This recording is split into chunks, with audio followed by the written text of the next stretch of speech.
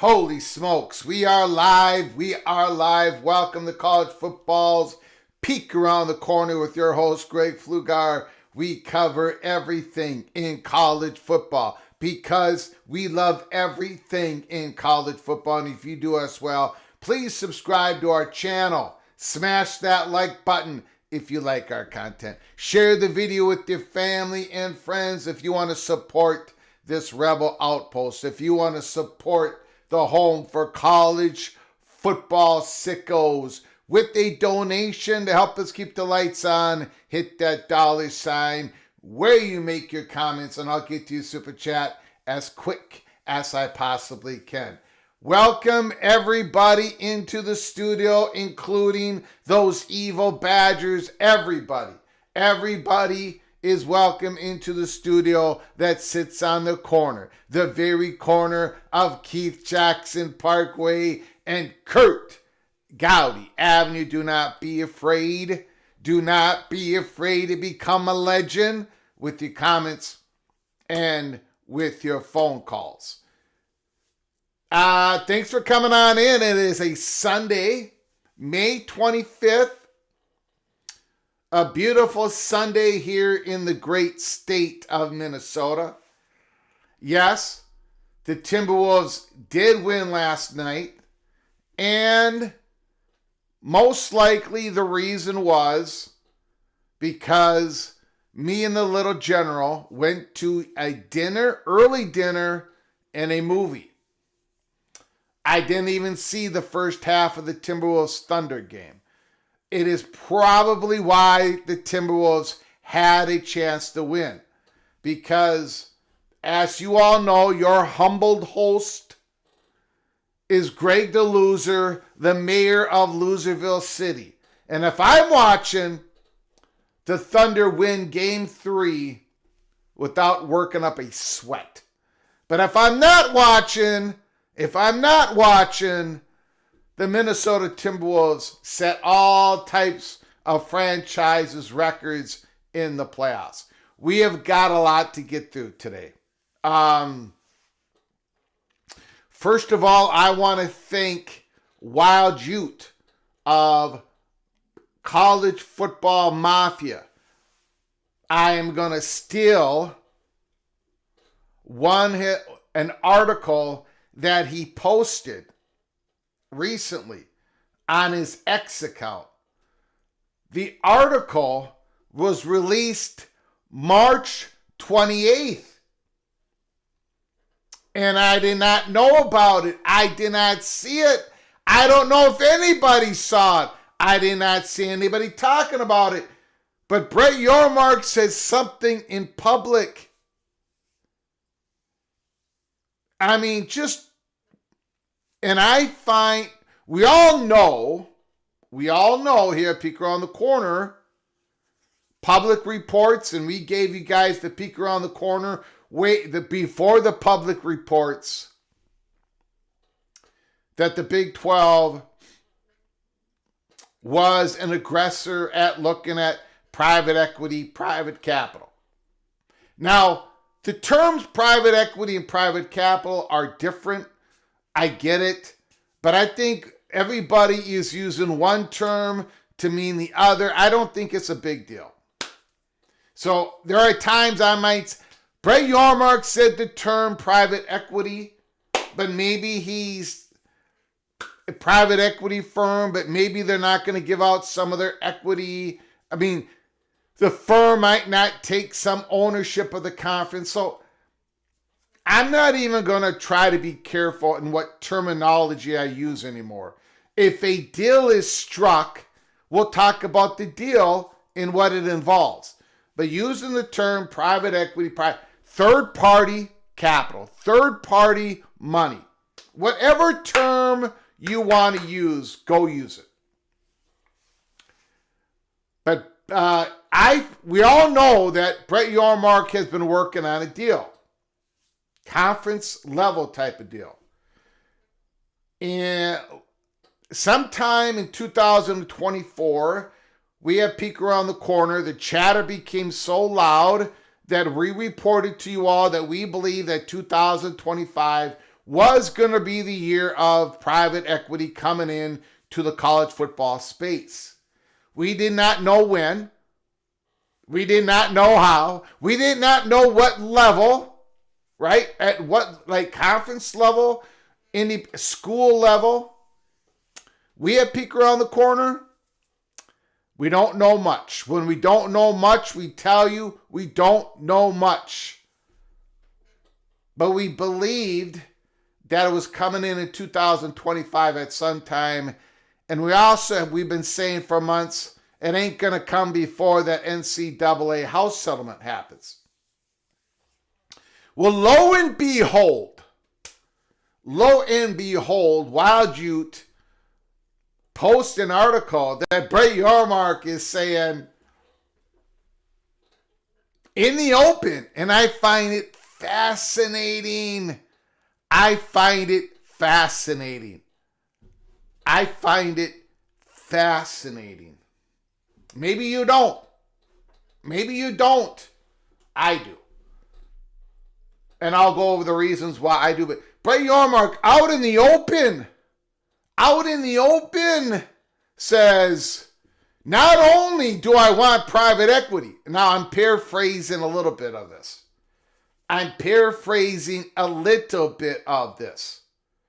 Okay? Maybe a little bit for dramatic effects. But Brett Yormark is not only saying that I want private equity, that I believe in private equity, this could work. But dang it, if we're not the first ones doing it, if I wake up tomorrow morning and someone has beat me to it, I'm not going to be very happy. I'm not going to be very happy because Brett Yormark I want to be the first. I want to be the first. Wow. I missed this in March. I did not see it.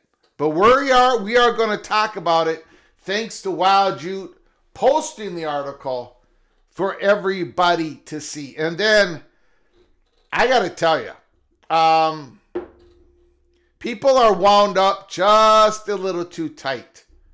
When you talk college football, unless you're talking about a Golden Gopher loss on the football field, destruction on the football field, once again the Golden Gophers get beat on the football field.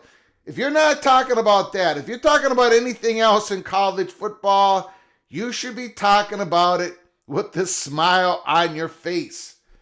People are wound up just a little bit too tight.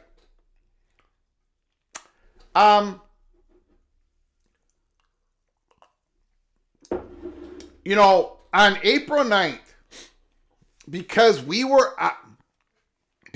I was asked 1,000 times on this YouTube channel, 1,000 more times on DM, direct message saying, Greg, if you had to guess now your prediction on what is going to happen in the next disruption, in the next realignment wave, what would it be? And I kept saying there's too many variables unknown. All I can do, I don't want to speculate because people are going to take my speculation and twist it up and say it's reporting or whatever. But I finally did it. On April 9th, I finally put out what I believe is eventually going to happen in the next wave of disruption. And I'm not going to change it. We are going to change it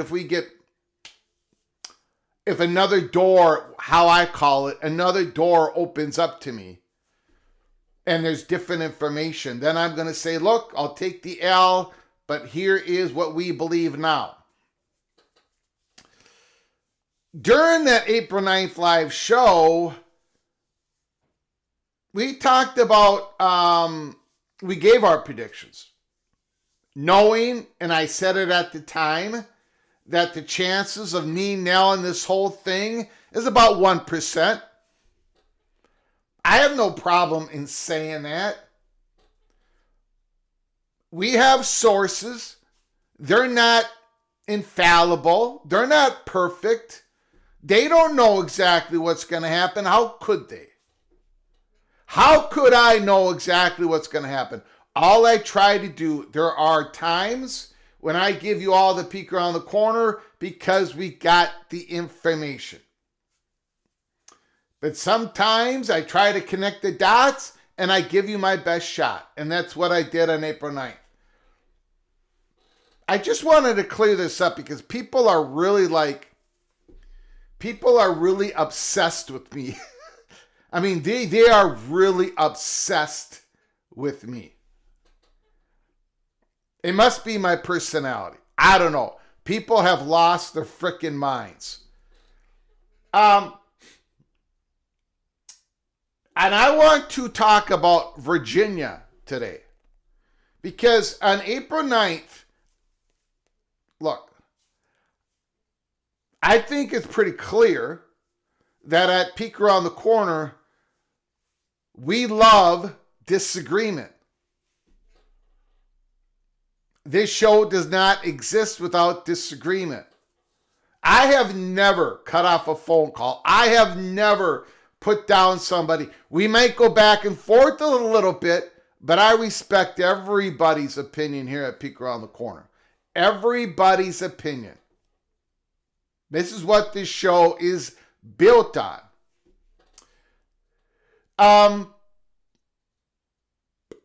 There are times, many times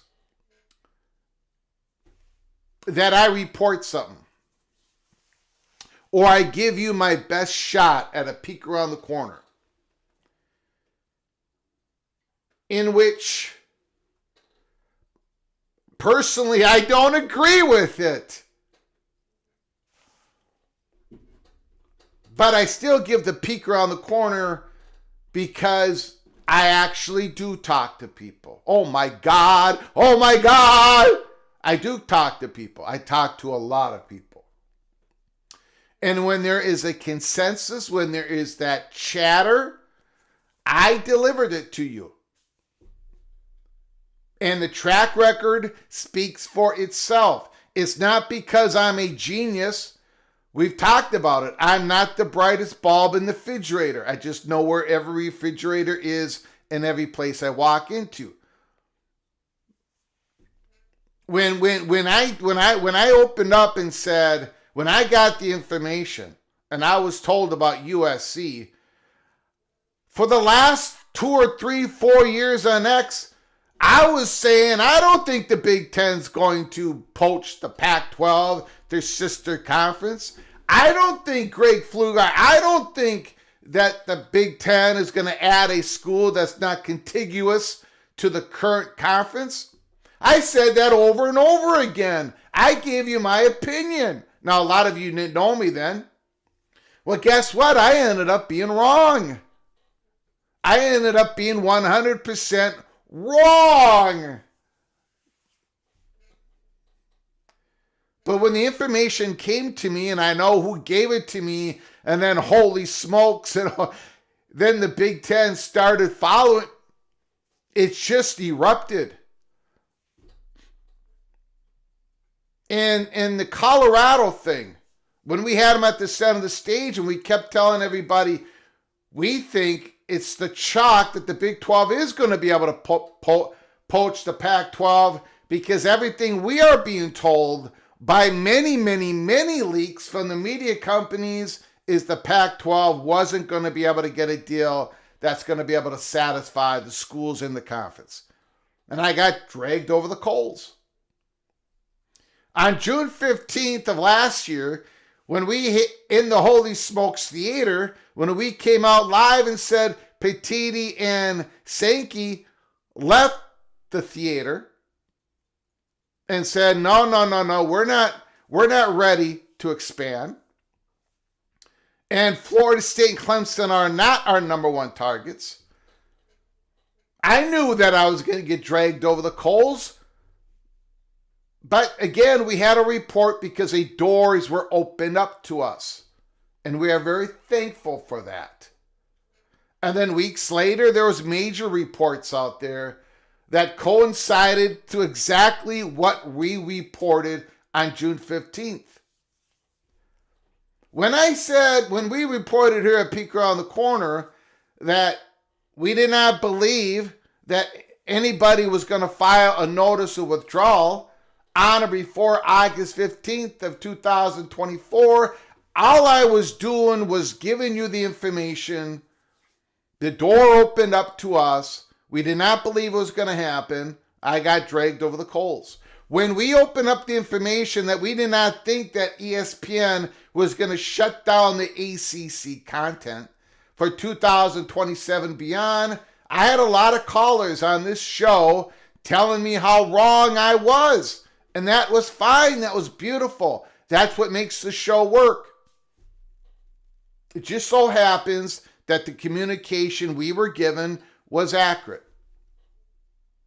We have received a lot of information from the chatter behind the curtain, from BTM and his associates, from people around the country on exactly what they think is going to happen in the next wave of disruption. I got to tell you, the April 9th prediction that I put out there is about a 1% chance that it's going to be totally correct. But that's okay. Nobody's going to lose their life over it. I'm not going to lose my credibility over it. There is a lot of variables that we don't know. One of the big ones is the politics. And every time I bring up politics, people say, don't talk politics. You got to talk politics. The politics inside the Board of Governors of North Carolina, the politics in the state of Virginia between Virginia Tech and Virginia, the politics of the state of University of Florida. Will or will they not support Florida State's into the SEC? Same with South Carolina and Clemson. The politics that are being demonstrated now, state politics in Florida, some people in Florida pushing back on President Ono of Michigan becoming president of the University of Florida, Gainesville. The politics of the leadership of Wisconsin and Michigan on who they're going to support when it comes to the new additions of the Big Ten, if and when they decide to expand. Of course, politics plays a part in this. We're not going to pretend that it doesn't. We're also not going to pretend here at Peek Around the Corner that Virginia is not in play in the SEC. Yes, they are. They are. Now, if Virginia, University of Virginia, does not end up in the SEC, I would take the L here at Peek Around the Corner. I've said this over and over again, my April 9th prediction, the chances of us getting all that right is about 1%. So I am going to be taking an L at some point. But guess what? That's what we do here at Peek Around the Corner. We got no problem with it. We do not put ourselves up on a pedestal and think everything we're saying is going to be 100% correct. We just happen to have the track record that is pretty damn good over a lot of years of hard work. Virginia to the SEC, most of you would probably say that ain't going to happen. And you have a lot of good reasons why you'd say that would not happen. We believe it is going to happen. We've given our reasons why. We're going to give our reasons why again today. But I also want to remind everybody that it isn't just like make-believe. It isn't just coming from Peek Around the Corner. It's been publicly speculated on by reporters for the last couple of years. Especially after we report, here in the last 12 months, I'll just say that. And we're going to show you examples. And we're going to show you examples of what they said publicly. And it's going to match what we have said here at this show, because the chatter behind the curtain has come to this consensus. They might end up being wrong. I might end up being wrong.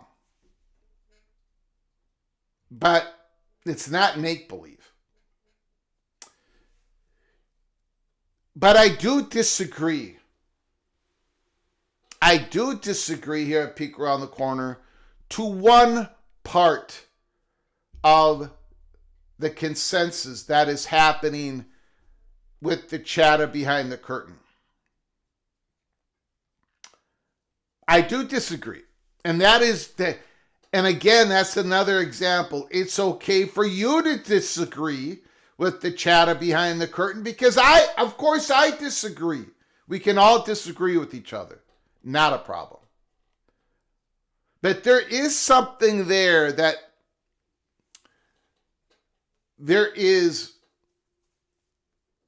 I don't essentially agree with their assessment, the chatter behind the curtains consensus assessment on the chances of Florida State and Clemson getting to the SEC. I think it's much higher than what they are assessing it as. Again, if I end up being wrong, and I'm gonna be wrong on one of these things, I will take the L. So we are going to talk about Virginia to the SEC. I'm going to go back and talk a little bit more about Florida State and Clemson. We're going to talk about Brett Yormark wanting to be the first to private equity, and he's going to be pissed if he wakes up in the morning and someone beats him to it. We're going to get to that reporting, but first we're going to talk about 10 players going into the 2025 college football season that are not being talked about enough, according to one article. And I would agree with about 8 of those 10. A couple of those players we have been here at Peek Around the Corner obsessing over. But about 8 of them, I should be talking more of. Especially that particular wide receiver playing for the Texas Longhorns. Shame on me. I should be talking more about that guy because he's going to have an outstanding year. Let's do a roll call here. Holy smokes, we got a lot to get to. We've got a big old show coming on. MBM, holy smokes. Oklahoma State Cowboy. 10 of them. 10 gift memberships. My goodness. Holy smokes. The generosity of MBM. Wow. Thank you so much. I'm very humbled by that. Tumasta, Anthony Carlson, Purple Orca 40, Bigfoot Hunter, Phil Perry, KS Bear fan, Secret Agent, the Sun Devil himself, Antoine Johnson, Bob Swanger, We Are Penn State, and the Seminole Winds. Daniel Gorby, you've all been gifted a membership to our channel. Please, when you get an opportunity, please say thank you to MBM for his generosity. My goodness, MBM starts us off hot here on a Sunday, late morning, early afternoon, depending where you are. My goodness, all of you, MBM, and the 10 that I mentioned are all officially knighted. Once again, for many of you, Cloak and Dagger. Go to our library of shows. You can watch all the episodes are open to you, including the membership-only episodes, Early Peak, Cloak and Dagger. Thank you so much, MBM, for your generosity today and for your generosity all the previous days, previous weeks, previous months. Thank you, Mr. Cowboy. Appreciate it so very much. Because of that, because of your generosity, MBM, I am going to make sure I watch Game 4 of the Thunder and the Timberwolves. So that should give the Thunder Game 4 victory, going 3-1, going back home to OKC. Thank you so very much. Lee, prayers up for the Julian Fleming and family. Thank you so much, Lee, for being a member for 8 months. Holy smokes. Yes.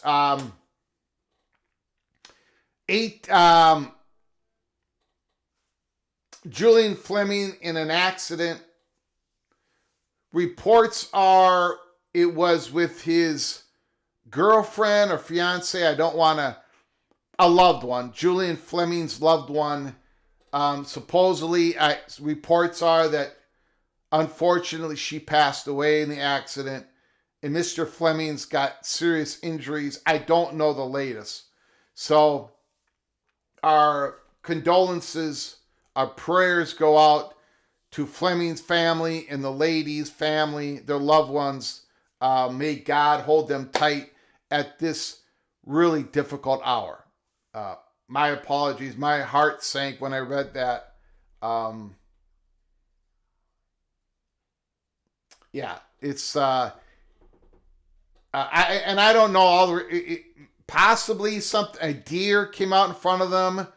They were I don't know. I don't know the reports. I should not be speculating. All I can say is every time we sign off on this show, every live show, I say, please take care of each other. Thank you. You never know. You just never know. Any day, any moment. So, anyways, keep your hearts, prayers up for all the people involved and the loved ones. Thank you, Lee, for mentioning that. And thank you again for being a member, Early P Cloak and Dagger. You are officially knighted. Cloak and Dagger.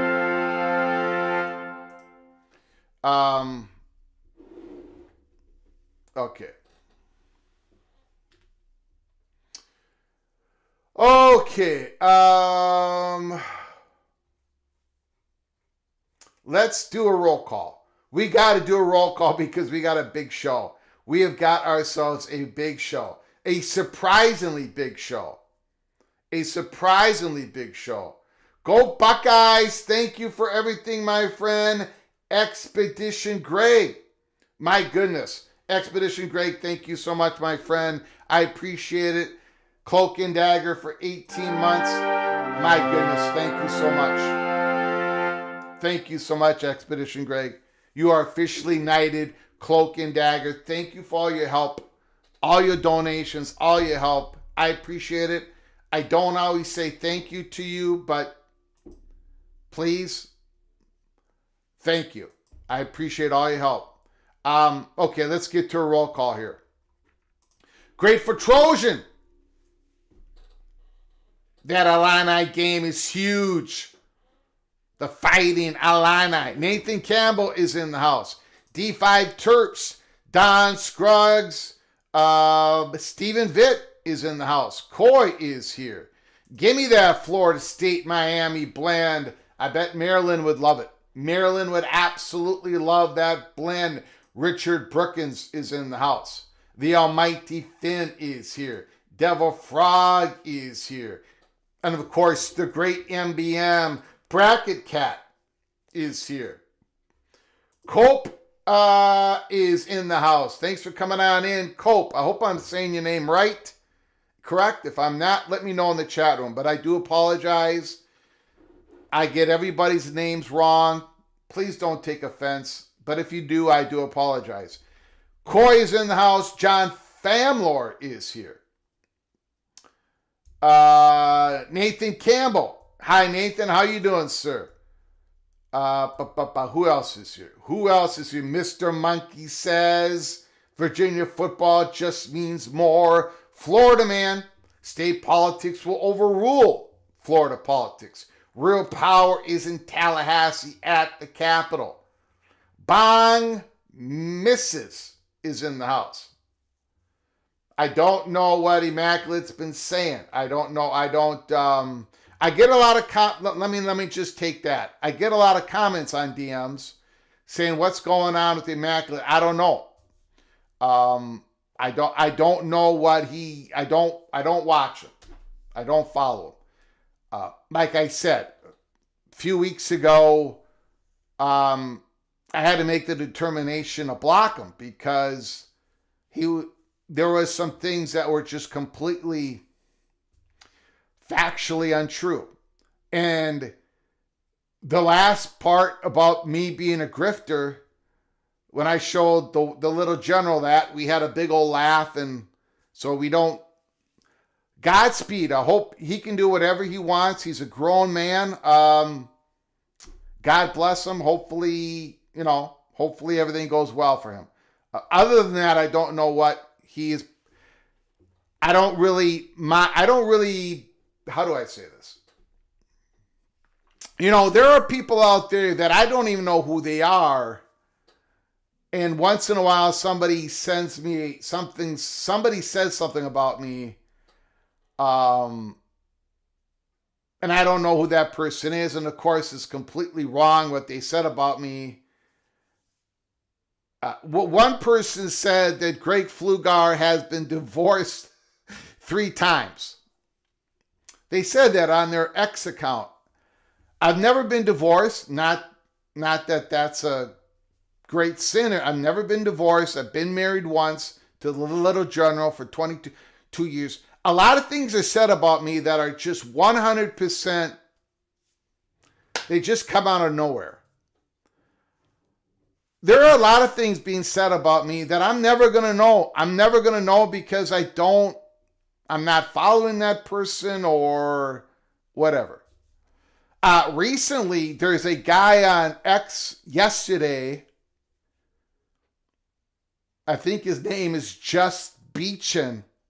I might have that wrong.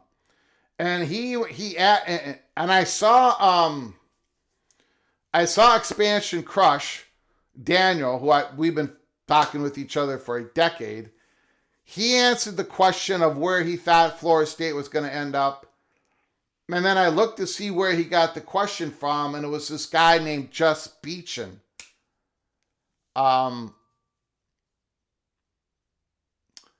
then I answered the question. Because supposedly I was hiding from the question, whatever. Even though I've done an April 9th show in detail answering the question, so I answered it. I answered the question about where I think things are going to happen. And it's basically the same exact thing. It is the same exact thing I said in April 9th.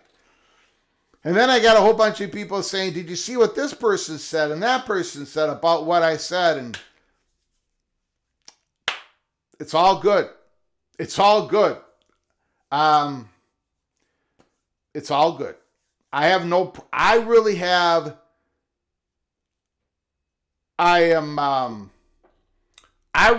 no problems with 99% of the people that have ever been in our chat room. I have no problem with disagreements. I have no problem with back and forth, the doubts. We do not take ourselves seriously here at Peek Around the Corner. What I do here, I take seriously, but not myself. How many times have I called myself the mayor of Loserville City? How many times have I called myself a moron? How many times have I said I'm not the brightest bulb in the fridge? So I'm okay with people saying Greg is stupid, Greg is dumb, Greg is this. Once in a while, there is a 100% complete fabrication of me. And that will make me stop the dialogue between me and whoever says that. Being called a grifter, and I talked about this before, I have turned down so much money. I have turned down sponsorships. I have turned down other opportunities. My X account is not monetized. I mean, there are so many things I can do for more. I'm definitely not a grifter. No one has ever accused me of that before that I know of. So when you call me that, and you've known me, and you have taken part of the show, you have called this show many, many times, and I've only treated you with respect, and you call me a grifter just because you disagree with me? Yeah, dialogue has completely stopped. So again, I got no problem. Godspeed to him and anybody else. Hope, do what you want. It's your X account, your platform. You do what you want. Having said that, this is Peek Around the Corner. I control the monologue. I control my X account. And, right? So that's what I'm going to continue to do. You guys control the phone calls. You talk about whatever you want in college football.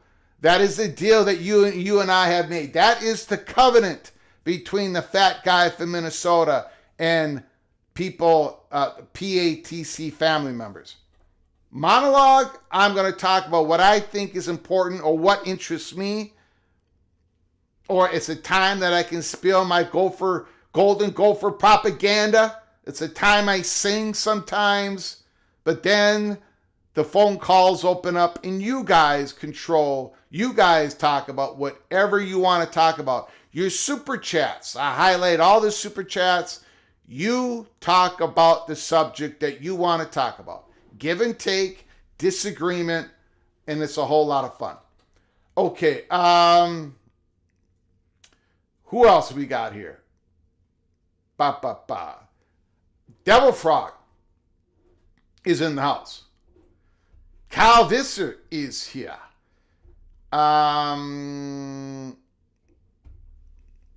Bigfoot Hunter, who got a membership. Good morning, Bigfoot Hunter.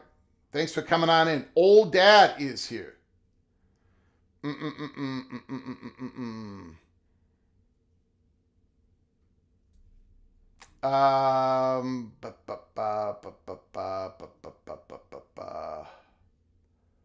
Opie is in the house. I thought a grifter was a man who hates cheese on burgers. I do hate cheese on burgers. I do. So maybe I am a grifter. Maybe I am. According to that definition, I definitely am. John Grove is in the house. J Go Blue. Don Scruggs, Georgia, is in the house. Okay, the architect is here. Great for Trojan. Thanks for coming on in. Appreciate it. Okay, here we go. Here we go now. We've got a lot to get to. Thank you for the memberships. I appreciate it. Doug Steinhauser is in the house. First, let's talk a little bit of football.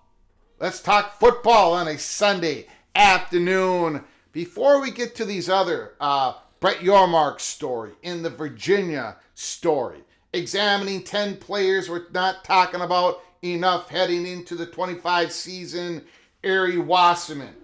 Ari Wasserman on 3, talking about 10 players.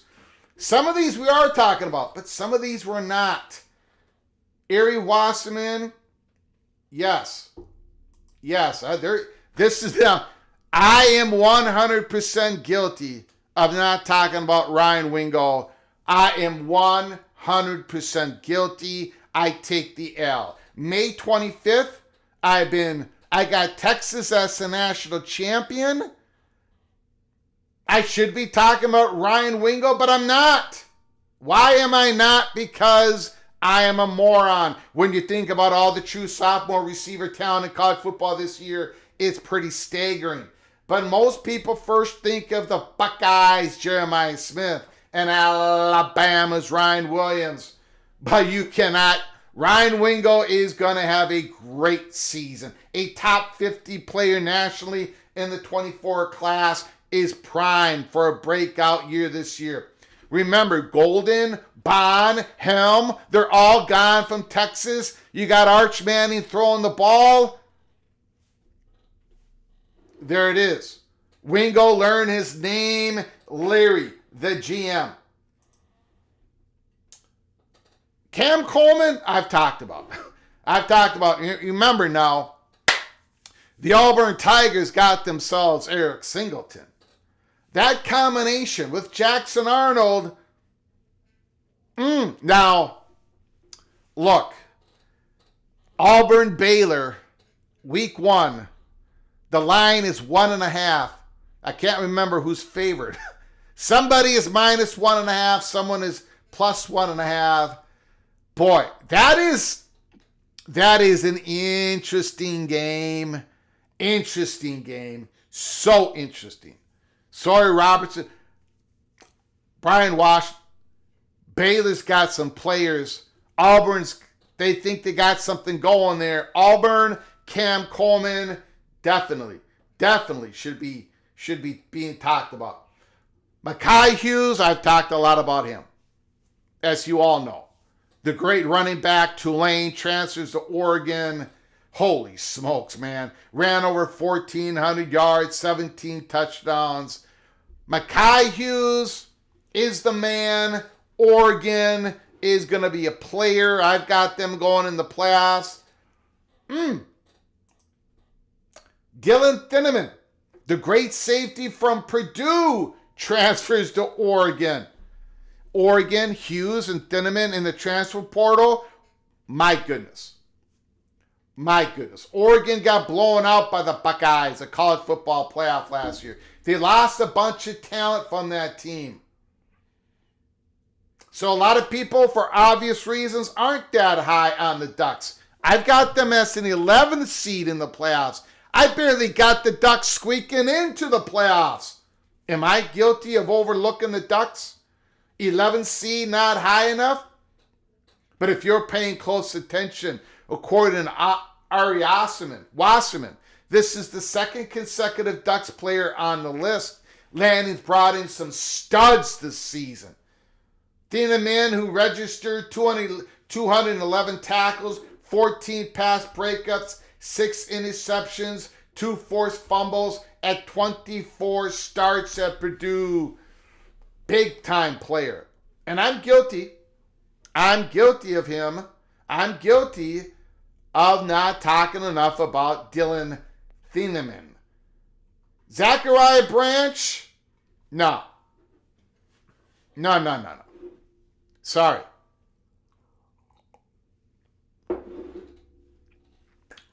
I'm not taking the L on this. I've talked about Zachariah Branch, but I think this is a mirage. A mirage. I'm not a believer.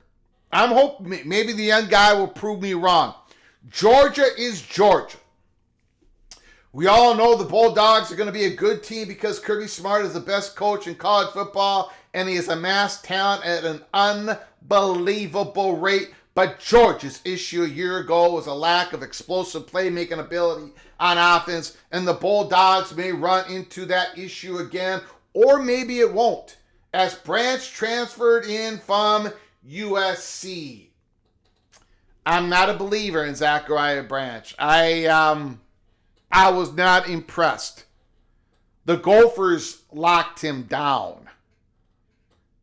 Gophers had problems with Woody Marks. Gophers had problems with USC's other Kyron Hudson, and they had problems with a lot of USC great offensive players. Branch wasn't one of them. After the game, the interviews after the game, after Minnesota won a tough, close game with USC, the talk about Branch was a lot of speed, but I don't think he even was running the correct routes out there, to be honest with you. That's what came out of Minnesota reporting. I don't think USC is crying over the departure of Zachariah Branch. Maybe at first people are upset, but I don't think any longer.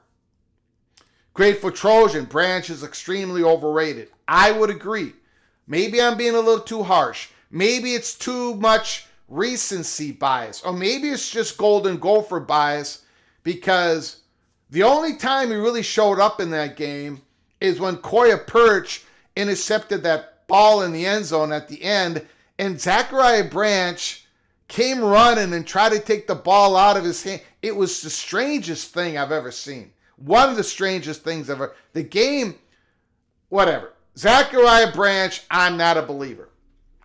I think USC was helped by his departure. I don't think Georgia was helped by his entry.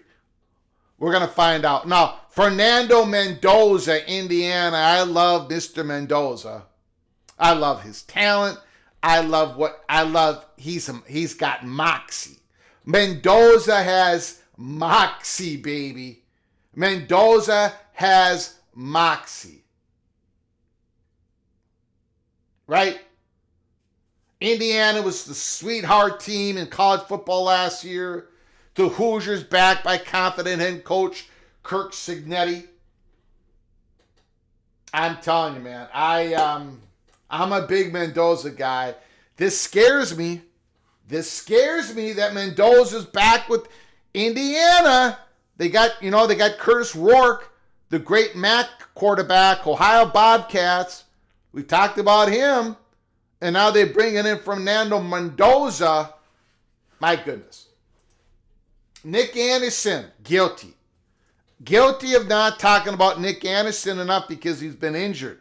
But if he can get back to where he was at Oklahoma in 2023, LSU's got a lot of talent. They started on the road at Clemson. I think they're going to lose that game and then go about 10-2, get the 6th seed in the playoffs, and they're going to be a tough out in the playoffs. LSU is no joke this year. Brian Kelly did a masterful job in the portal. I can't believe I'm saying that, but it's true. Nick Anderson should be a name that I'm talking about, and I'm not. I take the L. I'm not talking enough about Nick Anderson. Dylan Raiola, I'm not taking the L on this. If I wasn't riding the hype train for Arch Manning, I would be the conductor on the Dylan Raiola train for 2025.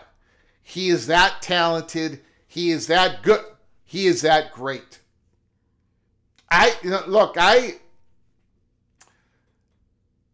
These are going to be good times for the Cornhuskers. After years of bad times, Nebraska is turning the corner. Dylan Raiola is the straw that is stirring the drink. I'm not guilty on this one. Been talking Dylan Raiola a lot. Ohio State, Max. Big old Max Clary. Carnell Tate, Max. These are underrated players. Players are not going to be talked enough by the Buckeyes. 51 catches, 685 yards. Transfer tight end from the Purdue Boilermakers. My goodness. Absolutely. And then Ruben Bain. I have not been talking a lot about Ruben Bain. I'm guilty on that. I think Miami Hurricanes are going to have a better defense. Corey Heatherman, defensive coordinator, coming from Minnesota. Ruben Bain was nicked up last year. He was tremendous as a freshman. Ruben Bain, Miami, the edge player. These are some of the best players not being talked about enough during the offseason. Put down a player that you don't think is being talked about enough in the comment section, and I'll try to bring them up, or give us a phone call and let me know what players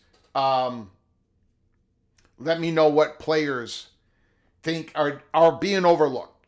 Let me know what players are being overlooked. Okay, we're gonna hit the Yormark thing here. Again, ladies and gentlemen, this is March 28th by Ben Swanger. I did not see this article. My bad. Now, a lot of this article doesn't have to do with college football. A lot of this article I'm not even going to bring up on a slide. But Brett Yormark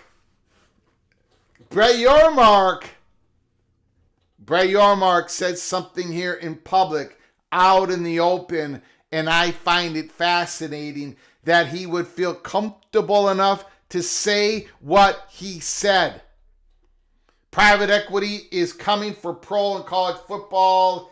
Dallas Cowboys CFO Tom Walker, Redbird Capital Partners founder Jerry Cardinale, and Big 12 Commissioner Brett Yormark weigh in on the football's newest teammate, private equity. 2019, Major League Baseball became America's first major professional sports league to allow private equity investors to hold minority ownership shares in its teams. Within a few months, the NBA followed suit. 2 years later, the MLS and NHL approved private equity. But NFL owners sat on their hands after all. The league was already the richest in the world. In 2023, the league did more than $20 billion in revenue. The next closest was the NBA, which produced $13 billion. But in 2024, things changed. As private equity proved its chops in the sports world, the NFL owners started to take notice. And the name of the game was elevating valuations and bringing in more revenue. Maybe it was a no-brainer.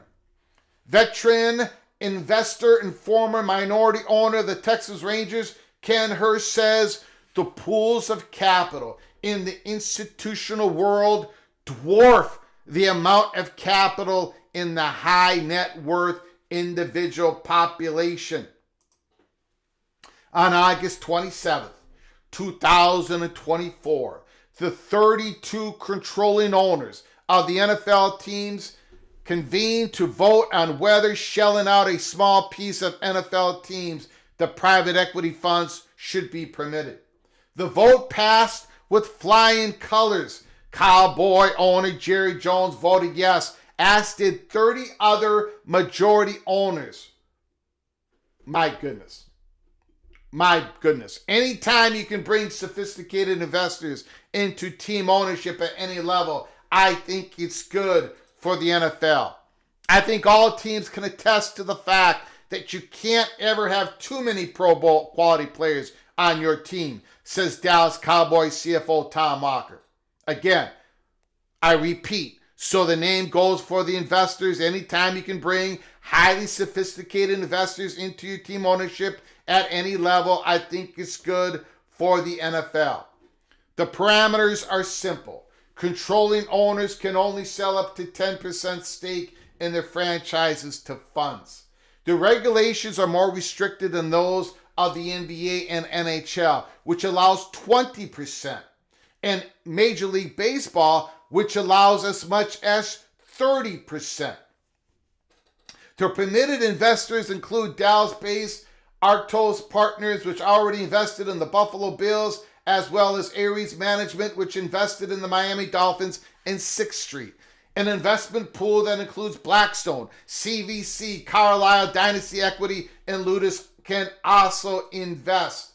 Notably omitted from the investor list is Red Bird Capital. Remember, it was reported by Ross Dellinger that the Big 12 was sitting on 3 final offers from 3 different firms, and the leading candidate was Red Bird Capital.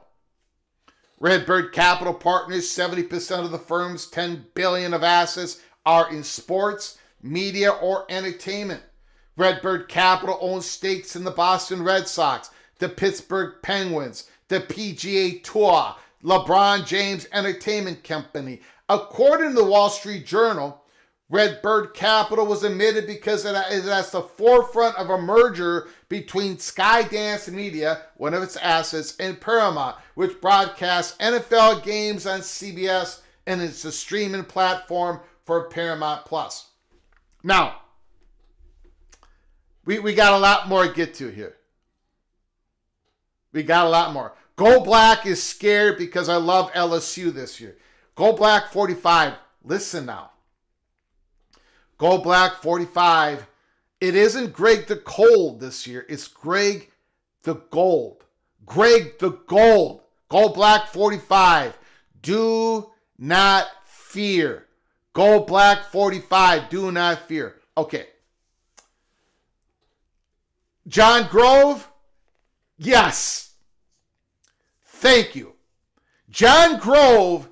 See, John Grove is paying attention. All you other ones are talking about how I've just sunk your football team because I might have fallen in love with them. But John Grove is paying attention. Thank God somebody's paying attention. Okay, listen now. Listen. I have said this as many times as I could possibly say on this show. I was just on, we're going to hold it here. We've got a lot more to get to in this article. We've got some interesting statements from Brett Yormark. Do not go anywhere, but I have to express what I'm about to express, what John Grove picked up on. I was just on the Big 12, not the Big 12, excuse me, the College Football Mafia show with Nathan Brown, with Moen, and with Wild Ute. And thanks again to Wild Ute for letting me steal this article that he posted. I did not know about this article. So thank you to Wild Ute and the College Football Mafia for giving everybody the heads up on this. But I was on their show Friday night, and, it was kind of doom and gloom, and, because the Big Ten and the SEC are doing this and this, but I finally said, I think there might be some interesting positive times coming up for the Big 12, and I try to give them an example of where one of the big reasons that Brett Yormark is trying to get a private equity, private capital, whatever you want to call it. One of the reasons why he's trying to get this done is to give the Big 12 some sort of leverage going into the next media rights deal. To have a foot into a different media platform space, a streaming space, a giant. To have a relationship, to have a connection. So Brett Yormark doesn't want to do what Phillips had to do, where he went into where ESPN and Fox, they kind of looked at what Pac-12 wanted and said, no, that's too much. And Phillips had no backup plan. Yormark wants a backup plan, maybe even more than a backup plan. So when we're talking about the Big 12,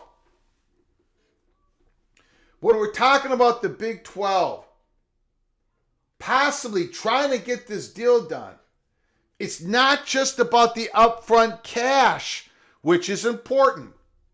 And quite honestly, I don't know how the Big 12, I don't know how much they're getting, and I don't know what they're going to use it for. A little bit of this, a little bit of that, emphasis on the that, I do not know. But we do know here at Peek Around the Corner, because we've been told, and we gave you the reporting on it months ago, that the big part of it was to get this relationship built with an equity firm that has ownership or relationship, something to do with streaming. Now, if you look at this, notably omitted from the investor list is Redbird Capital. Not being able to get into some of these other things because they're at the forefront of a merger between Skydance Media and Paramount, which broadcasts NFL games on CBS and its streaming platform Paramount Plus. So, connect the dots. Connect the dots. Connect the dots. Redbird Capital. Now, we don't know if this deal is going to get done. But until we learn if it is or if it isn't, connect the dots. Redbird Capital can't do much in the NFL because they got a relationship. They own, they're part of the merger between Skydance Media and Paramount. Paramount, CBS, streaming platform, Paramount Plus.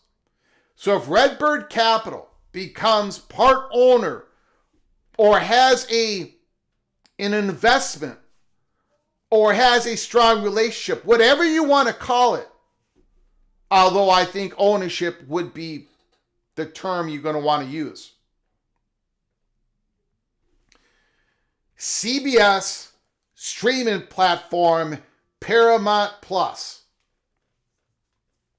That could very well be what Mr. Yormark wants to have in his back pocket when the Big 12 does go for their next media rights. Connect the dots. It's not just about the cash, it's about the relationship. It's about gaining leverage, at least some sort of leverage, having a backup plan or not a backup plan when it comes to the next media rights negotiations with Fox and ESPN. This is Yormark's. Not to mention John Grove, the Big 12 sub-licensed several basketball games to CBS and CBS Sports Network. So the relationship is already there. Absolutely. But, you know, this is... Okay? I just wanted to put that out there.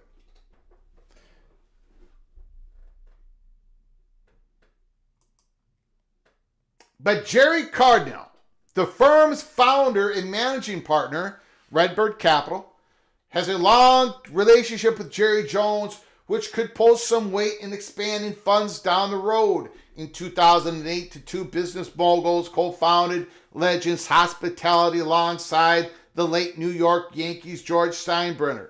The great thing about Jerry and his family is they are first and foremost about the fans, and they care about delivery of a value proposition to those fans, Cardinal told DCEO, and that's fantastic. DCEO is the publisher of this article. And that's fantastic because then it gives partners an opportunity to come in and help do that in a responsible way.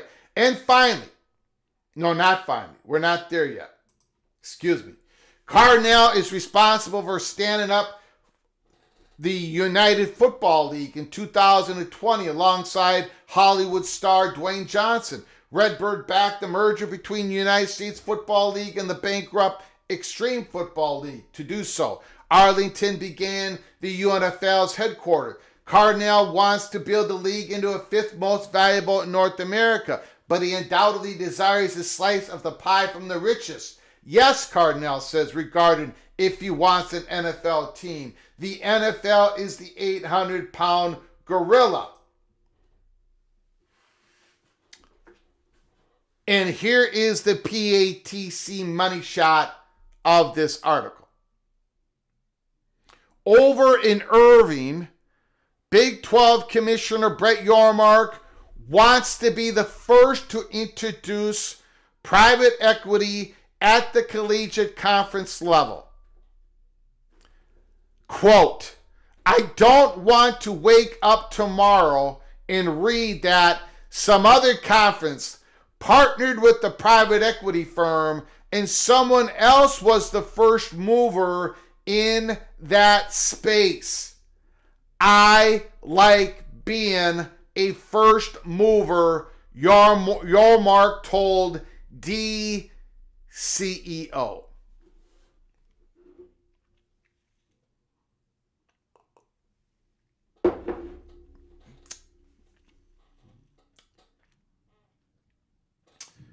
Again, Brett Yormark felt comfortable enough to be interviewed and to have said on record,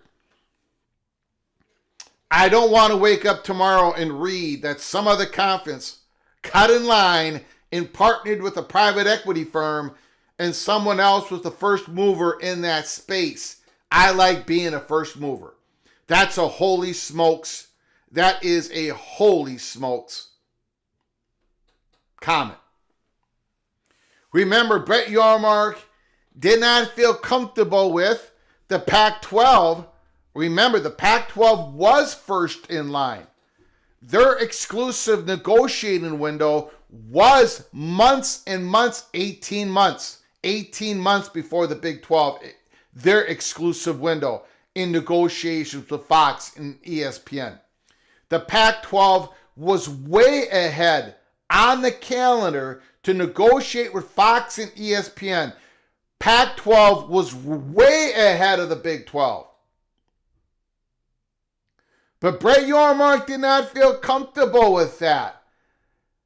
And when the Pac-12 and ESPN and Fox were at a complete impasse because of Pac-12's leadership in overvaluing their valuations and not having a backup plan, Brett Yormark came in, cut in line, and was the mover, struck the deal October 30th, 2022. And Yormark is trying to do the same with private equity.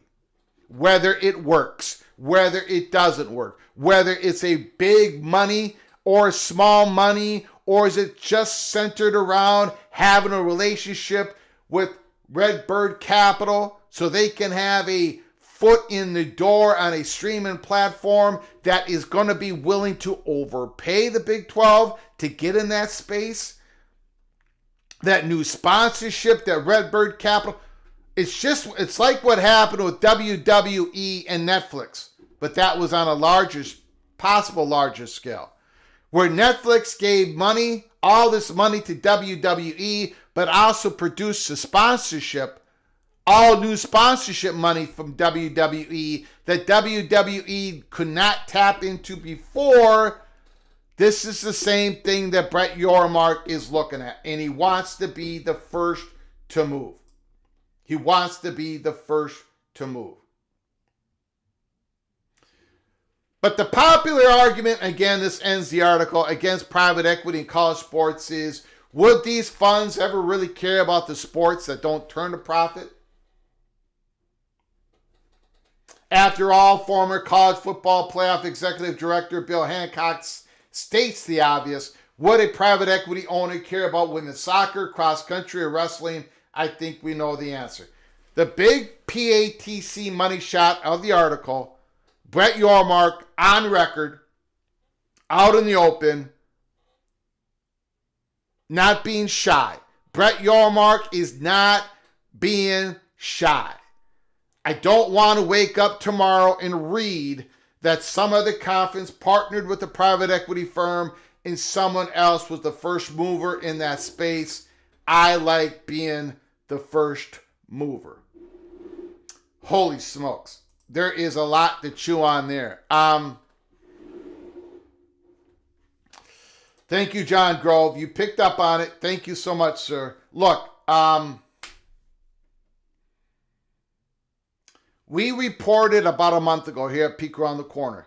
We were told a door opened up to us. We delivered you the information. You can agree with it or disagree with it. I'm fine with it. We don't think here at Peek Around the Corner, from what we have been told, that the Big 12 has an issue with a single team, or with two teams, or with three teams in the conference. We don't think that is the case anymore. We were told that the Big 12 internally came up with an agreement, came up with benchmarks to say, we're all in on this, but we're not all in on this. Whatever Redbird Capital offers, or whatever other private equity firm offers, it has to meet certain benchmarks that the Big 12 has let everybody know. This is what you've got to meet when it comes to money, whatever it is. So the Big 12, we believe, has solidified. They've got a consensus to say, we're going to be in on this, we're going to be out on this. We'll see if the offers can meet our benchmarks. That is where we believe this is at. But we'll see what happens here. Now, again, we've also said at Peek Around the Corner, and we said this in 24, you all were with us. Year 2025 is going to be the year of the private equity, but we don't know when it's coming in. It ain't going to come in before the House versus NCAA settlement is finally approved. We don't know when it's coming in. We don't know if it's going to be at a school level, at a conference level first. But it sounds like we did Tim Pernetti, the commissioner of the AAC. He says it's coming on in. He just said that recently. AAC is working on something. We'll see together. We'll find out together what conference is the first conference to report some sort of private capital, private equity deal. It's going to be fascinating to watch. It's going to be,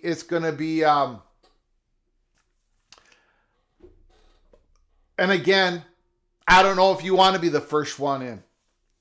I don't know if you want to be the last one in. I don't know how this is all going to work, but it is going to be quite interesting to see how it all unfolds. Okay, so that's the Brett Yormark story. Let's get to the last one here before we take your phone calls. I do apologize. Our monologue has been an hour and 15 minutes. I did warn everybody on a Sunday lazy afternoon. We've got a stacked show today. We've got a stacked show today. So I want to talk a little bit about, once again, Virginia.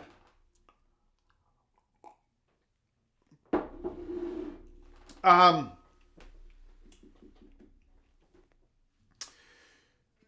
have not hit it. I have made it perfectly clear. I have given you my predictions on April 9th. I also said there's about a 1% chance that everything I said on April 9th is going to be correct. I have said this for 2 years, that during this ACC drama, I am going to be taking L's. We did not take it with the Big 12. Colorado, we did not take the L's on the USC, the Oregon, Washington, but during the ACC drama, definitely we're going to be taking L's. This drama that is playing out is going to play out for a few years. It's going to be really complicated. There are variables that we don't even know exist. The politics of it all, which is going to be more part of this story than the other realignment waves. This is an example. I'm going to give you public reporting. Forget about what I have said here at Peek Around the Corner.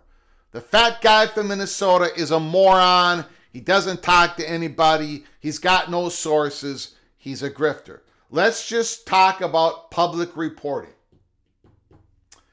SEC would prefer North Carolina, Virginia over Clemson and Florida State, Paul Feinbaum says.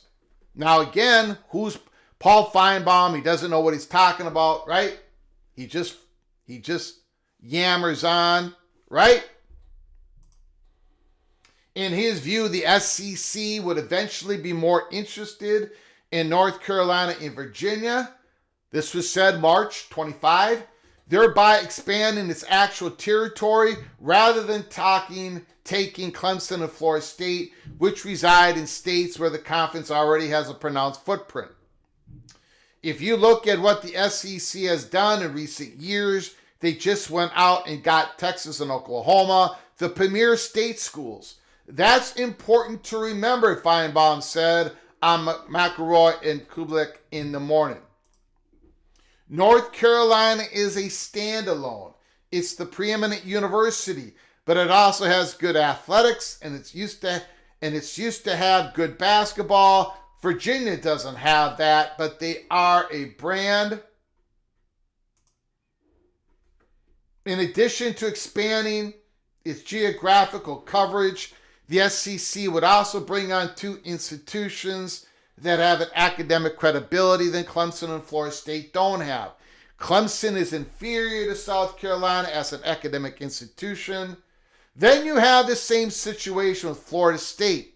They are behind the other state schools as well as private schools in Florida. Now that is Paul Feinbaum's comments. This is Chris Lowe's comments. College football realignment. UNC and Virginia to the SEC more likely than Clemson and Florida State. The subject of college football expansion won't go away. This was July of 2024. This was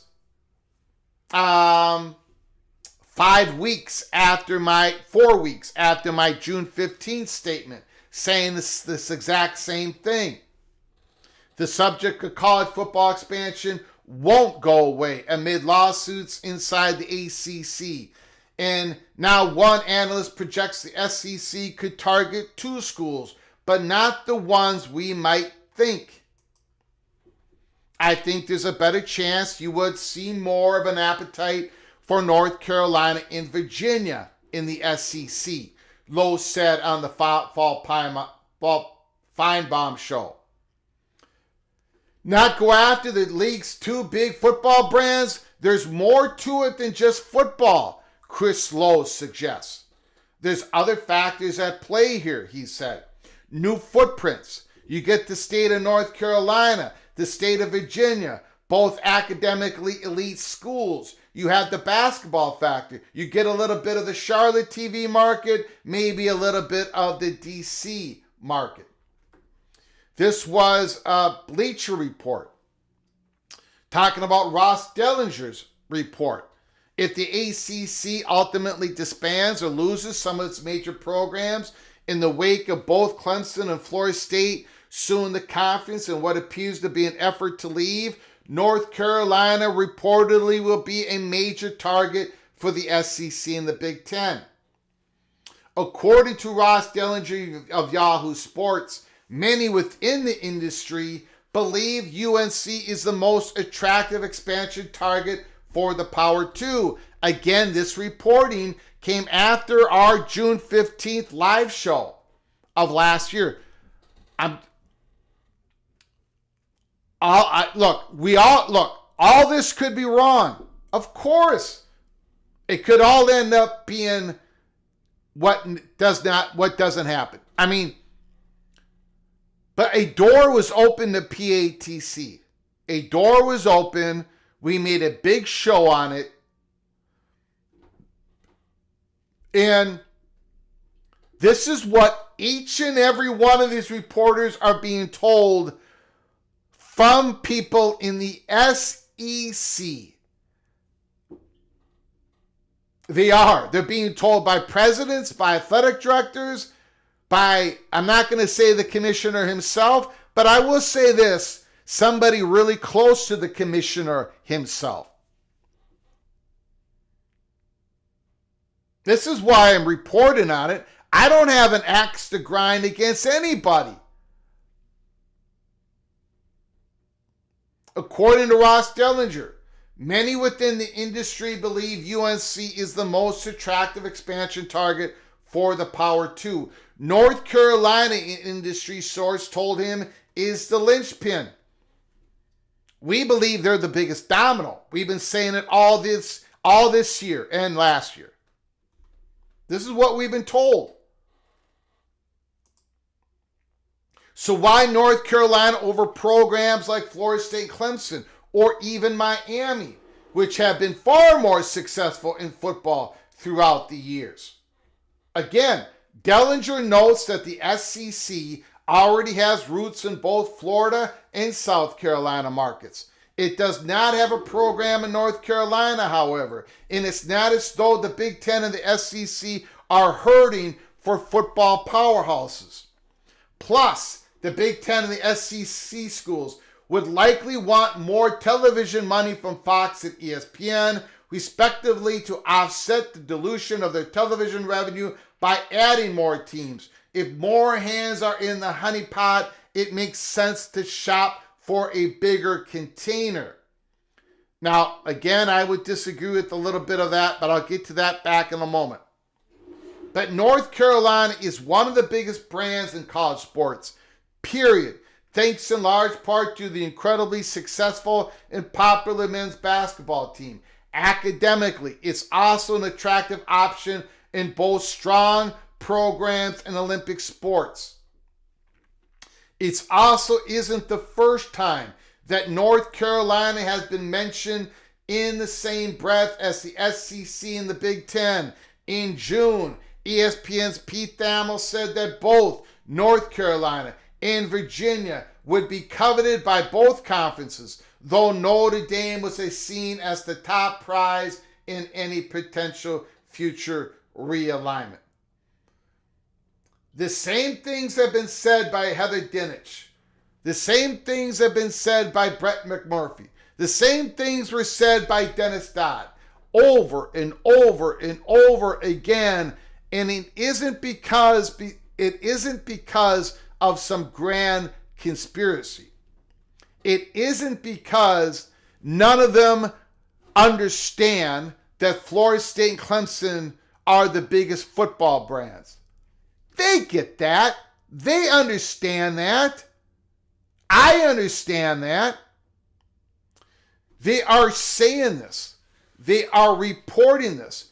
Pete Thamel, Heather Dinich, all of them are reporting the same thing. That chatter behind the curtain, other people that I talk to, all are saying the same thing. The money purchase are all saying it. BTM, they're all saying the same thing. It's because they're being told this by SEC and Big Ten interests. That's why I report this.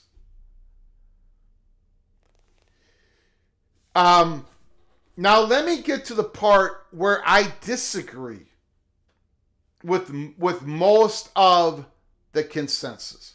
And you might be saying, Greg, how can you disagree? You're telling us not to disagree. I'm not telling you not to disagree. You can disagree. Of course. All I'm telling you, what I'm trying to explain to you is that they're all saying the same thing. And the reasons why they are is because they're getting told the same thing by a plethora of different sources within the SEC, the Big Ten, and even some media partners, media companies. You can disagree with them. You can disagree with my prediction. All I'm trying to explain to you is why I am reporting this. But I'm going to tell you something. I disagree with something. And I might be, and I'm out there on a limb. I'm out there on the limb. The fat guy from Minnesota, putting a lot of weight on that limb. The fat guy from Minnesota, it's not, you need a strong tree limb to keep me from collapsing and falling to the ground. I'm out on that limb, baby. I'm out on that limb. I have taken this, not this public information, but I want to present this public information because I think there might be a chance that people have forgotten that this has all been reported on. But other information that has been open to me, the doors have been open to me on Virginia's and North Carolina's continued communications, continued partnership is the best word for it. They have partnered on this. They have partnered in the past on this. They both, North Carolina and Virginia, both have so many hurdles in front of them when it comes to the next wave of disruption. North Carolina has the Board of Governors. Virginia has this Virginia Tech Virginia thing. But they have both communicated, partnershiped on this. They both, what we've been told, started basically the subgroup discussion talks around the Magnificent Seven. They are both really are formed, tied at the hip when it comes to the next conference affiliation. And we believe that the SEC and the Big Ten are looking at them as a pair.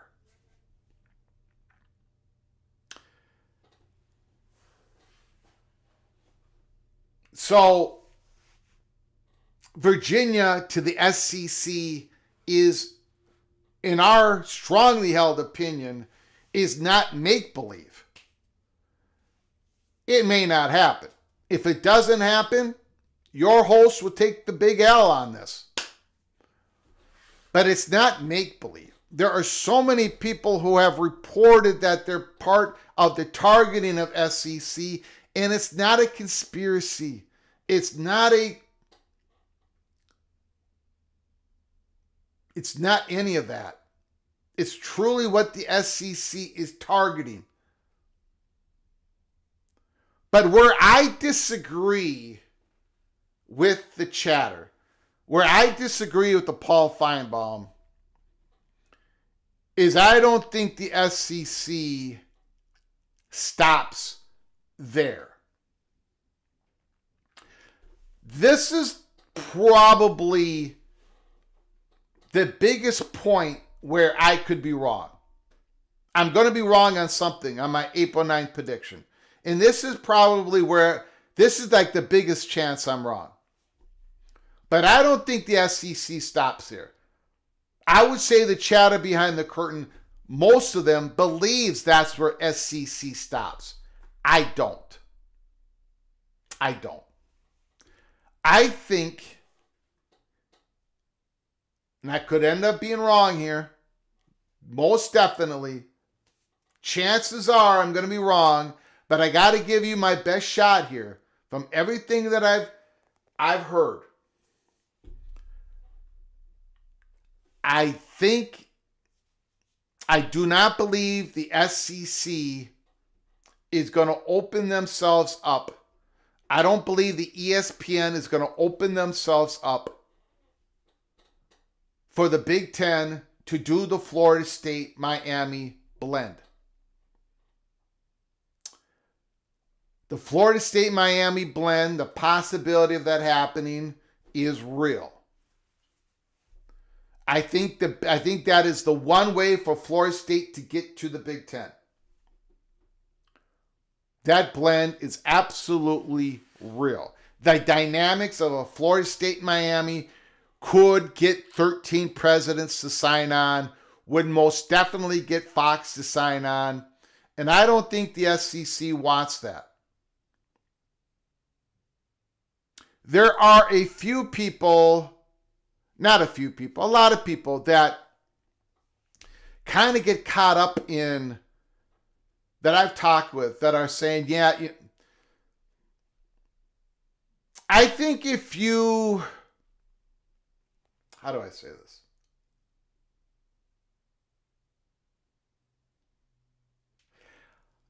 I believe, and I could be wrong, but I'm just giving you my opinion on this. I believe if you got all these national reporters into one room and you did a poll of them and what they think SEC is going to do, I think the majority of them would say they're going to add North Carolina, Virginia, and then that's it for now. I'm in the minority. I think they would add Clemson and Florida State. I don't think you go to 9 conference games with ESPN by adding a North Carolina, Virginia without taking Clemson and Florida State. I don't think the SEC balks at the idea of taking a Florida State and Clemson to get a higher percentage of the playoff distribution. By the way, that's what they would get. They would get more money. The gap between them and the Big Ten would grow a little bit more, and I think they would take that money to help grease the skids. I don't think the SEC is going to do this big transformation without taking a Florida State and Clemson, and I don't think the SEC opens themselves up for the Big Ten to do the Florida State-Miami. Having said that, I want to make something really clear. People have always accused me of being part of a conspiracy. Always. In every story that I do. Remember, I was part of the in Denver. For those who are just listening and not watching, Larry the GM asked, Greg, are people really accusing you of being part of an industry conspiracy? You, the rebel that has reported the truth when it was being concealed by others? Yeah. I mean, I have been accused of being a Big Ten mouthpiece. I was a part of the Denver. and Endeavor conspiracy where I was part of this Big 12 plot to poach the Pac-12. I've been accused of being a puppet. But I want to make something perfectly clear. This has got to be said.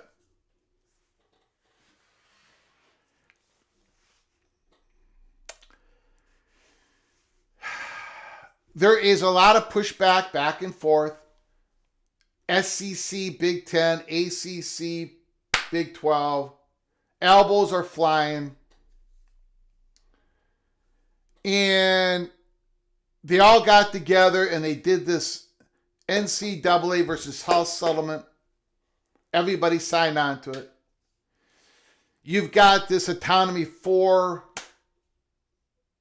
governance, kumbaya. They all have equal power.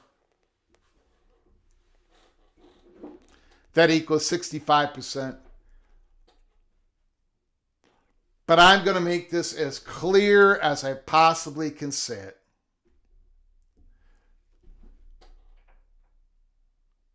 The SEC, the Southeastern Conference, while they're playing with others, they're in this advisory group with the Big 12. They got this Autonomy 4 agreement, and they're trying to work out a college football playoff format. The SEC is going to do what's best for the SEC. Period. If it is best for those institutions, if those 16 institutions think it's best that they don't expand, they're not going to expand. If they think it's best to take Virginia and North Carolina and they can get them, they're going to get them. If they think it's best to take Virginia, North Carolina, and Florida State and Clemson, they're going to take all four. That's what I think they're going to do. I could be wrong. But the SEC is going to make decisions best for the SEC. The Big 12 is going to make decisions what is best for the Big 12. That could be private capital, private equity, Redbird capital, or they might not do it. The ACC been doing a whole bunch of decisions that they think is best for the ACC. The idea that everybody is going to be kumbaya, that everyone's going to be joined at the hip, that there's not going to be any more disruption, that nobody is going to be looking for the edge over the other conference, that nobody is going to be doing any of this anymore, even though this has been going on for 100 years, that it's all going to stop because of some autonomy for conference kumbaya agreement, that nobody is going to be trying to gain the edge over the other. You've got to be absolutely out of your mind. The SEC, whatever they decide, whatever Greg Sankey decides, is going to be best for the SEC.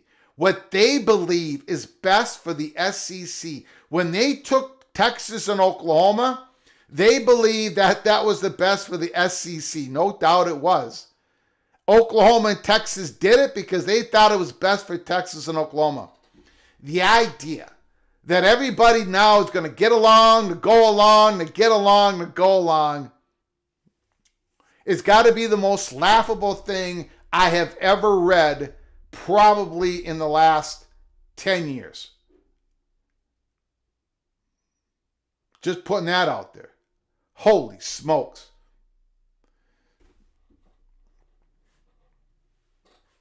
Okay. Anyway, so Virginia to the SEC is not make-believe. We think it's going to happen. We might end up being wrong. We'll take the L. I want to hear what you guys got to say about anything in college football that your heart desires. I'm going to finish the monologue in saying this. Any school, every single school out there across this country of ours, be it Utah, be it California, Berkeley, be it TCU, be it Texas Tech, be it Cincinnati, be it West Virginia, be it Miami, be it Kansas, be it Oklahoma State, and be it Virginia, any school that has an opportunity to get an invitation to the Southeastern Conference is going to take it, say thank you, and they're going to run toward the exit doors. Any thought and belief that Virginia would turn down an SEC invite, or anybody else for that matter? Hell no. Okay, we're going to get to your phone calls. We are going to get to your phone. Absolutely. Stephen Clark, no major realignment happens until the dust settles on quite a few things. Court settlement, impact and title, whatever, 9, Olympic sports, absolutely. MBM, Greg, no doubt. I would absolutely hate it, though. No way would Oklahoma State turn down. No, you know that, not a chance. Not a chance. Duke would not turn it down. All right, let's get to it. Heartbreak 25. Greg delivering a monologue from the pulpit this fine Sunday. The realignment truth must be shared. Brother Greg, thank you for the super chat, Heartbreak 25. Thank you so much for your generosity and for your creative writing, your generosity throughout the days and months. Thank you, Heartbreak 25, for helping us keep the lights on. Very kind, sir. Appreciate it so very much. We're going to get to your phone calls. It has been a long monologue. The phone lines are open. 763-260-1333. 763-260-1333. Give us a call. Let it rip. Talk about anything in college football.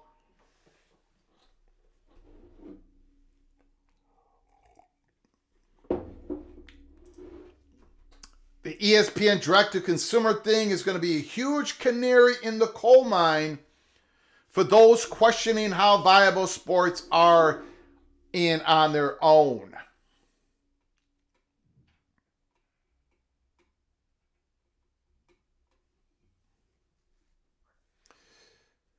I want to see a show with Greg as an actual puppet. I want to see someone do one of those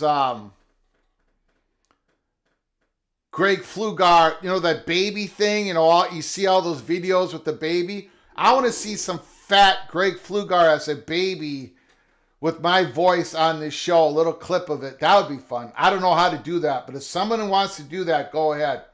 I don't care how stupid I look. I look stupid every day, so don't worry about that. Phone lines open. Phone lines are open. 763-260-1333. Yep, I was accused of that.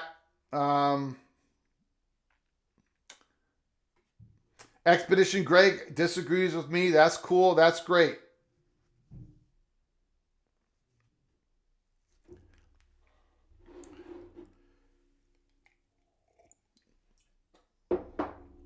Opie says if the SEC wants UNC so bad, and they do, then they will take both Virginia and Virginia Tech. That's one of these great mysteries, Opie.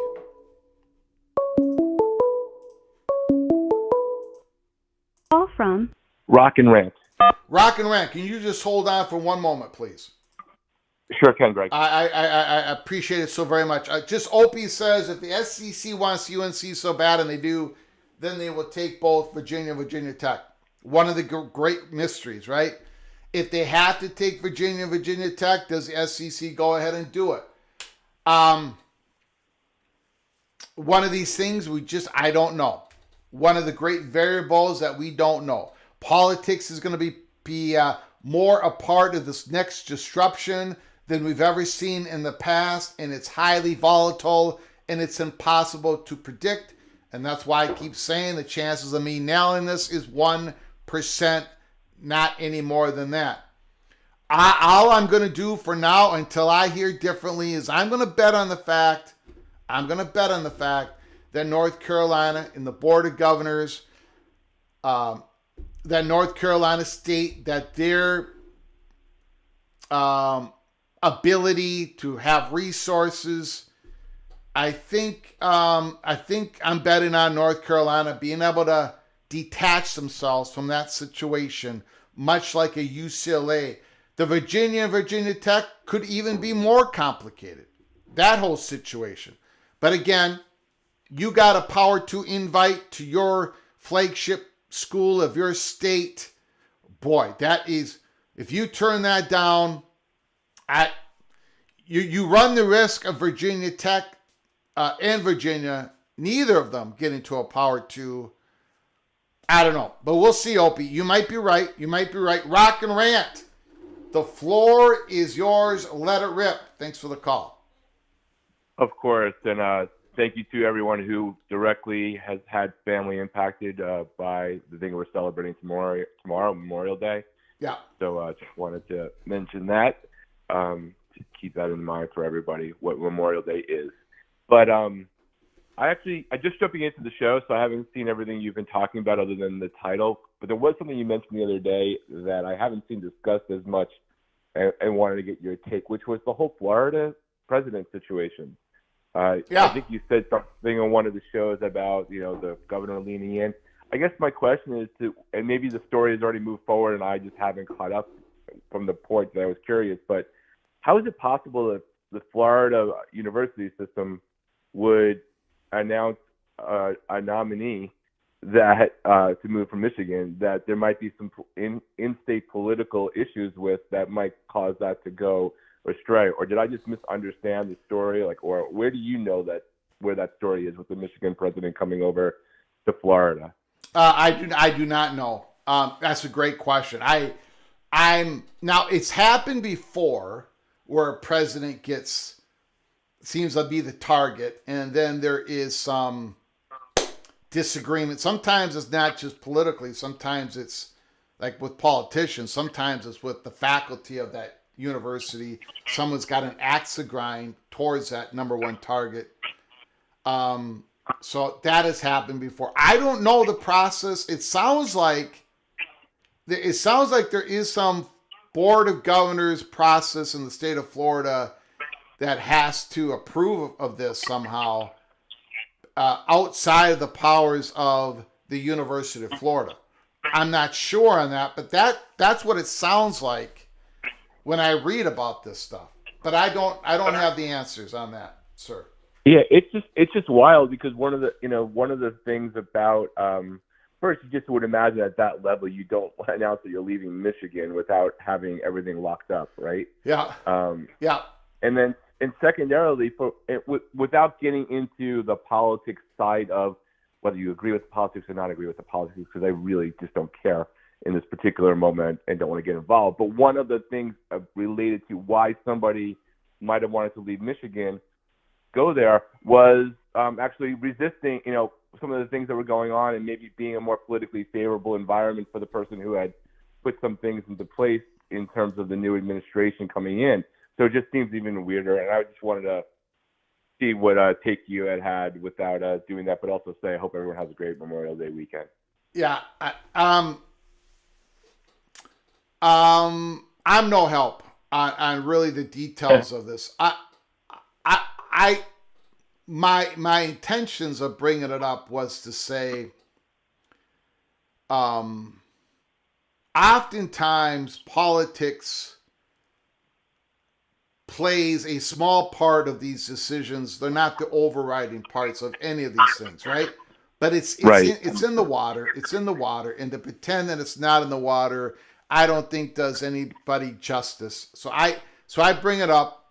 And all I'm saying is I'm trying to be as delicate but as clear as possible. When you have an example of a University of President of Michigan being the number one target for the University of Florida, Gainesville, and you have politicians inside the state of Florida pushing for Governor DeSantis not to support, not to approve, and the Board of Governors, They were all in the same letter. They're all in the same political push not to approve this candidate. When you have that politics being played, well, guess what? The reality is that sort of politics gets played. Okay? Right. That's the reality of it. I'm just trying to say, I'm not supporting it. I'm not against. I'm just saying that's reality. Well, in turn, it also happens that politics are also played to a certain degree inside some, not all, but some of the presidential offices within the Big Ten. Okay? They do the same thing. Politics plays somewhat of a part in all this. And we have been told, and I have reported, even though it doesn't help this show to report it, it only makes me more unpopular. I have said that, like, just for example, the chancellor of Wisconsin is probably not going to support a public university in the state of Florida in which Governor DeSantis is the governor of. It ain't going to happen. I've been told that straight out. It ain't going to happen. Now, it doesn't mean that Florida State ain't going to be able to get the votes, but they're not going to get Wisconsin's vote.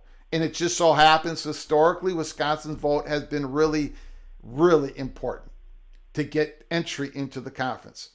Politics is being played both ways here. It's in the water. It doesn't mean it's the overriding factor, and it probably ain't going to be. But it's part of... We've discussed so many things on this show in regards to realignment. There's so many factors to it. Viewership, college football brand, yes, it's so important. But there's so many other things that are going on that this is just one example. Rock and Rat, I apologize. Go ahead, sir. No, I'm good. I just wanted to get your take on that and, have a great rest of your show, man. You got it. Appreciate it, my man. Have a great weekend. Good. You too. Bye. That's Rock and Rant. I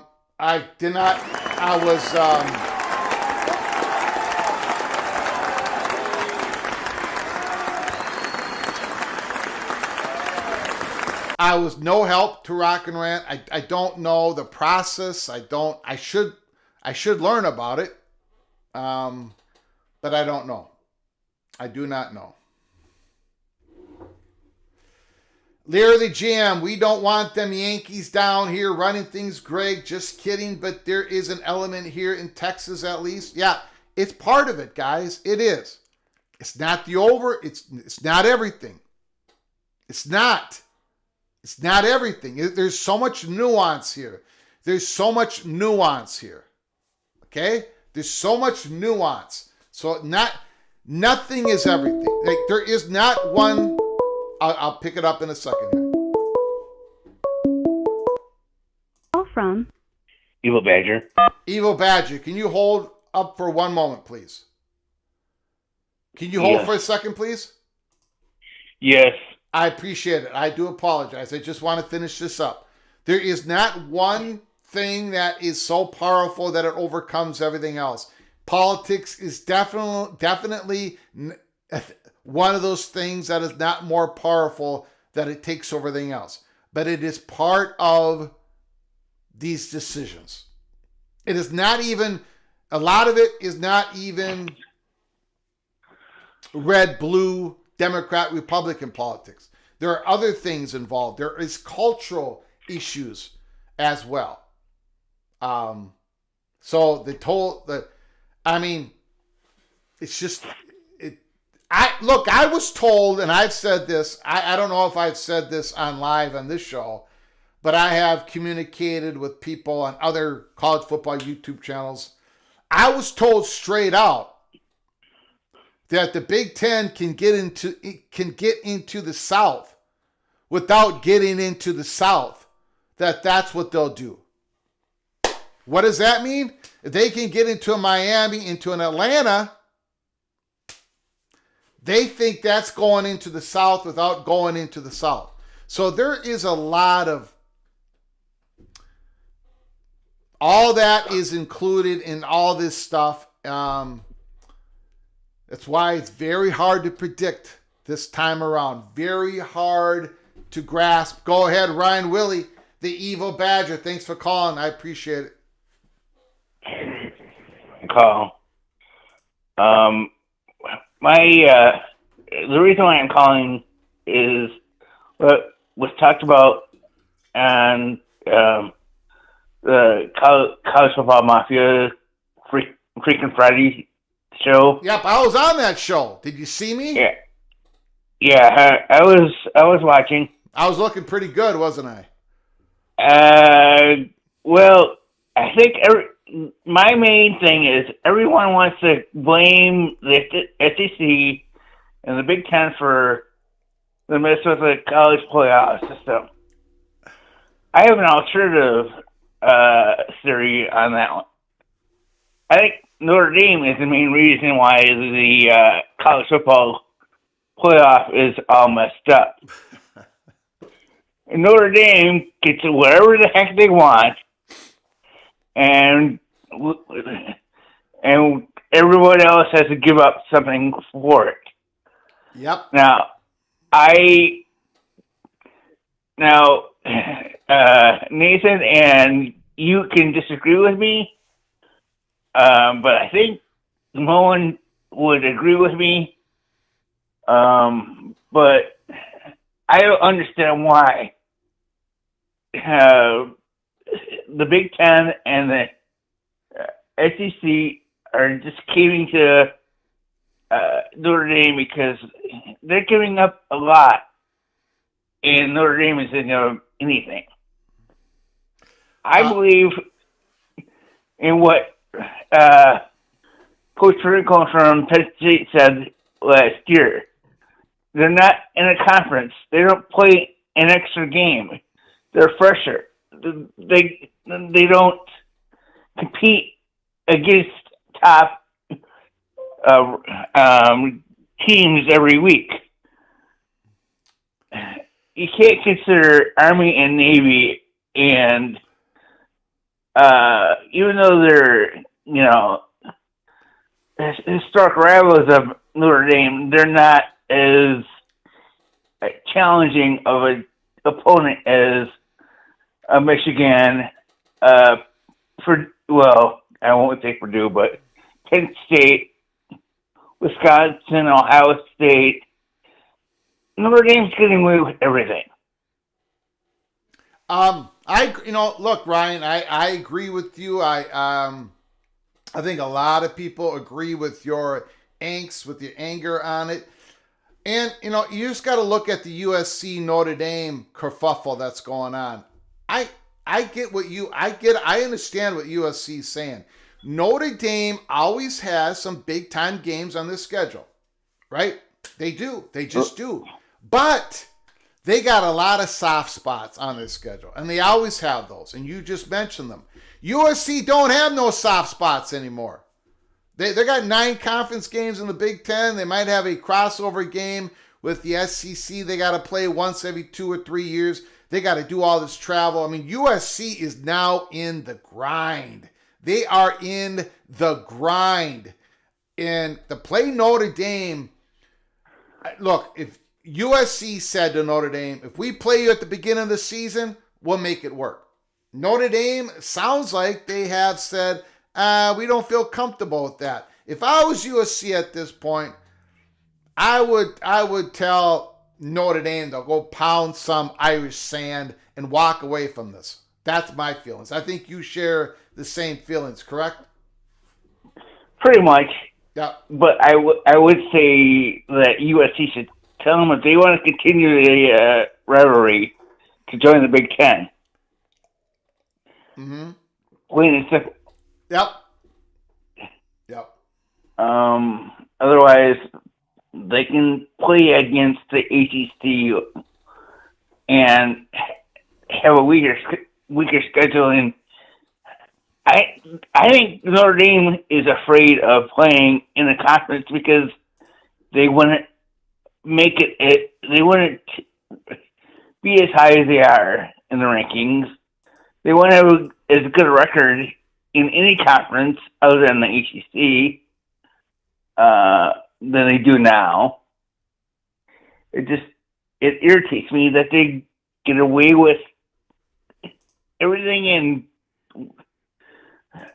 the conferences have to give up a ton. They shouldn't have that automatic access to certain top 16 teams or top 12 for a playoff spot. You know what, Ryan Willie, I agree with you, and I often don't say this. In fact, I never say this. But it's time. It's time for the Wisconsin Badgers. It's time for the fat guy of Minnesota to actually root for the evil Badgers when they play Notre Dame on Sunday, September 6th, 2026 at Lambeau Field. The evil Badgers against the evil Irish, the fighting Irish. Ryan Willie, I'm going to be rooting for your team. We're going to be doing a watch party. That is how many months from now? It's about 15 months. 17, 16, whatever months from now. Let's do it, Badgers. Let's go, evil Badgers, on Wisconsin. Do you think that will be a night game? I think so. Sunday evening, Lambeau Field. I think so. I don't think they'd put that in the middle of a Sunday off day. NFL don't start on that weekend for 2026. That's why they're taking advantage of it. That's got to be a night game. I could be wrong, but that's got to be a night game. All right. Well, that's all I had, Greg. Thanks for taking my call. Appreciate it. Thank you, sir. Beautiful call.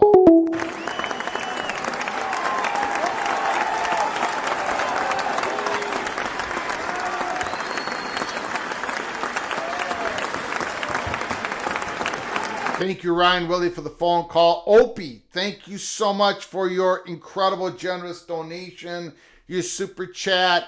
Giving for the new Greg the Gold outfit. Come out dressed as Darth Vader from Spaceballs, given in his picks.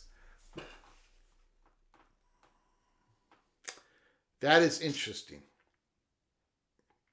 Not the Darth Vader Spaceballs. But I do have to put on an outfit when I give my picks. Why did I not think of that myself? Why did not my producer, the little general, think about that? That is, we're going to have to get that done.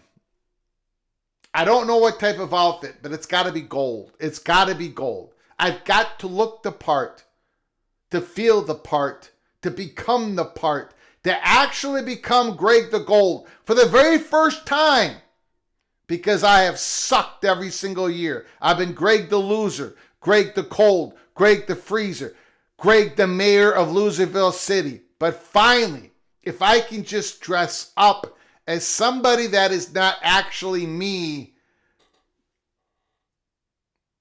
we can get this done. Gold member outfit.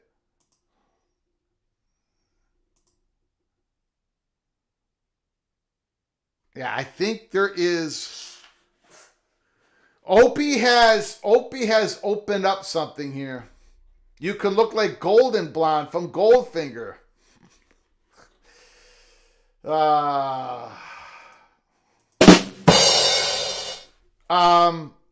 Okay. Thank you so much for the super chat, Opie. We're going to make it happen. But I do apologize. I apologize, Opie. Even though very generous donation, I'm not going to do Darth Vader from Spaceballs. But I'm going to do something. Thank you for the inspiration, Opie. Thank you so very much. And we will take that $25 and we're going to put it into an outfit. Thank you so very much. Stormy Cyclone.